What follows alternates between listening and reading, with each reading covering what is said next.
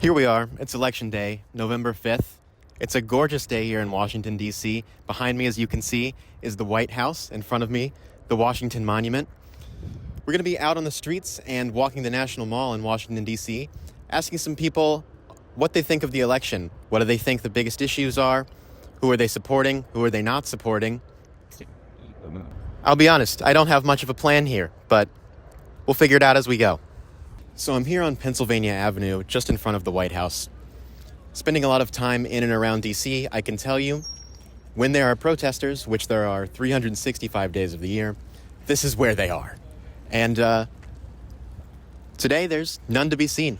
Secret Service and Metro Police have done a great job closing down the avenue. But I will say, usually where you see people camped out, looks like it's closed more for construction than security.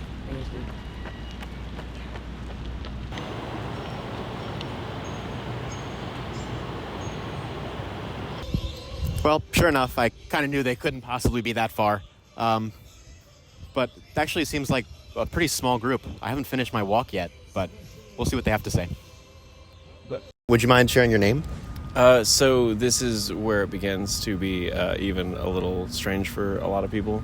But I believe in the God-given names as opposed to our birth names, which is usually given to us by our parents, which is part of a family structure. So my government name is Kevin, but my God-given name is Cosmonaut. I feel like I am like most people out there in the sense that I'm just a human. They're using our systems to exploit the taxpayers into profiting off just for themselves, which they try to say is boosting the economy, but it's not. It's just boosting their pockets and actually detrimental to the economy. So would you describe that as top-down economics or trickle-down economics? Oh yeah, that's what they call it. They call it trickle-down economics, but the reality is that they're just taking a huge cut for themselves. Far less than 1% of the planet's population owns most of the wealth and power of that structure. So that's like the big whole reason why there's so much corruption and decay happening in our systems, is because they'd rather sabotage us than lose out on their ownership and monopolies. You're pretty well spoken. I'm a little impressed. Do you have a background with education, or what kind of? No, and I get into the other side of the things that is really strange to talk about. I'm one of those super geniuses. Okay. I dropped out of school, and I actually tricked schools into putting me into the special ed programs because it meant that I could just hang out, watch movies, and eat popcorn. I'm sure you've noticed all around. I think NBC is behind you here. There's journalists everywhere. Yeah. Has anyone talked to you today besides me? No, me as an individual, no. And that's there's a lot of reasons behind that. The people who own our systems and governance are not at all the libertarian loving people like we are. They are authoritarians. That's all they're doing. They're the suits. Yeah, they don't care at all. It's so horrifying learning that the big names that are even still to this day were the slave traders. Like, they were the people, their families were the ones that were bringing the slaves over. And it's like, oh, okay, so those are the same people that are still winning the elections. It's very terrifying to realize and learn the truth versus whatever the media is trying to distract people with. I'm like, no, I want someone who's an actual good executive leader. Instead, we have two failures that we get to choose between, and it's like... Is there anyone in particular you think that might be, that's a true fair leader? No, actually, even in the perspective that I would go for, so the Green Peace Party, it's like, yes, I want peace, and obviously I want the ecology, but once they get into power, are they actually going to follow through on that? The truth is, even the Green Peace Party is still fronted by millionaires and the billion-dollar corporations also fund them. So it's like... No one represents the real people. Yes, exactly. There is no representative for the real people right now. They want us to be collectively torn apart rather than us cooperate. They want to subdue us as opposed to promote us. Right. After my 12-minute conversation with Kevin, I started making my way east towards Capitol Hill and came across some art on display around the Washington Monument.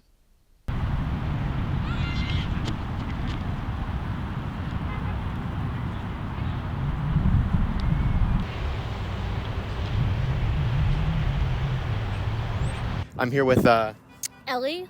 Alex. Ellie and Alex. They're from American University. Alex here is a filmmaker. He's doing the same thing I am, kind of looking for people protesting or loitering around, trying to represent things.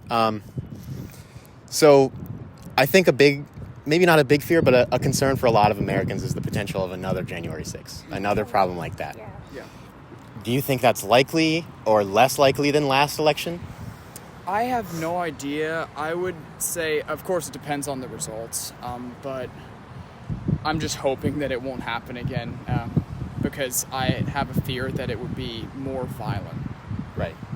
Do you think one side is more likely to have an issue than another? Yes. Absolutely. I think that the Trump side is much more likely because they have a inner group of extremists who listen to his every word like it's gospel. Do you think Trump has more to lose this election than he did last election? Oh, absolutely. Because, just later this month, he's having a sentencing. I think that if he loses big time. Right. If Trump loses, he might lose all of his supporters because he's not going to run again. He stated that he's not going to rerun if he doesn't win this election, and so the Republican Party is going to I feel like they're going to just kind of it's going to be chaos in the Republican Party. So who's next top dog? Do you think he'll actually not run if he loses? I'm not sure. I mean, he might be too old to run next time. Since how old is he now? 82? Is he 82? He might be. I can fact check it. Yeah. I'll put it on the screen. Fact check that. He said he's not going to rerun. Right. Yeah. But we don't know. We don't know what Trump's going to do. Okay. Who knows? He's Trump a wild is man. a wild. Nobody really knows what's going to happen. It's, the clock's kind of ticking down, and No one's here. yeah, nobody's here. No one knows what's going on. So thank you guys very much. I appreciate it. No problem. Have a good Thank one. you. You too. I'm here closer to the actual Capitol building, and it's still very quiet. The weather's great. There's plenty of people out on lawns picnicking. It's very picturesque, very calm. There's, again, a flock of reporters up here. You can see them up on the rooftops, the more large outlets with their tents and LED lights. I spoke earlier about how great of a job the Secret Service and DC Metro Police have been doing with security here. And this really shows it. This is a fence in front of a fence. But overall, it's a very calm atmosphere. It's just a nice fall day that the people that are out here are just here to enjoy the weather.